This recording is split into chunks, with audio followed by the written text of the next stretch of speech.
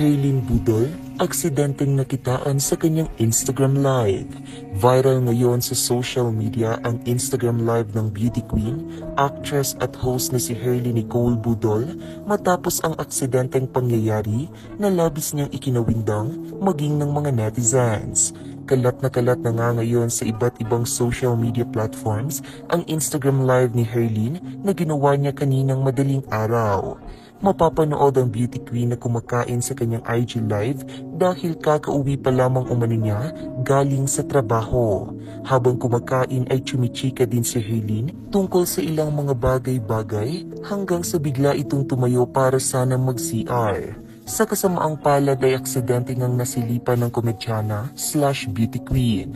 Marahil ay nawala nga sa isip nito na nakasuot lamang siya ng pang-itaas at naka-high cut black panty lamang siya sa kanyang pang-ibaba. Ikinagulat naman ito ng mga netizens dahil tila bigla umanong may nag-hello sa kanila sa Instagram live ni Hailyn. Maging si Hailyn ay nawindang, kinabahan at parang natakot na bumalik sa kanyang kinauupuan nang ma-realize nga nitong wala pala siyang suot pang ibaba bukod sa nasabing high cut panty. Tingnan mo nga, nakita ba? Tanong niya sa mga kasama. Sinilip din niya ang bandang ibaba ng harapan niya.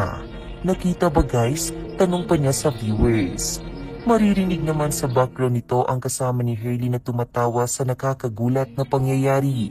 Agad namang tinapos nito ang Instagram live, ngunit maraming netizens na ang nakakuha ng kopya nito na ngayon ay kalat na nga sa social media. Iba't ibang komento at reaksyon nga ang ibinabato rito ng mga netizens. May ilang nagsasabing marahil ay pakulo lamang ito ng aktres upang muling pag-usapan. May mga nakapagsabi naman na wala nang dapat ika-worry si Hailyn dahil sanay na umano ang mga taong makita siya sa mga daring na kasuotan, lalo na noong sumali siya ng pageant. May ilan namang kinuwestiyon ang kanyang naging kapabayaan. Bago ka mag-live, magpanty ka muna. Ano ba Hailyn? Itago mo yung kifi mo, ang dilim. Nakapagsuot ng damit, nakapag-makeup, nag-ayos ng buhok, panty wala, samantala halos lahat ng tao inuuna suot ang pang-ibaba.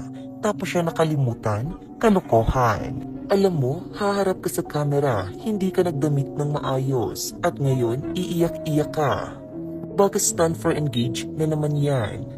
Paputok lang yan para mapag-usapan. Gumagawang gimmick para pag-usapan.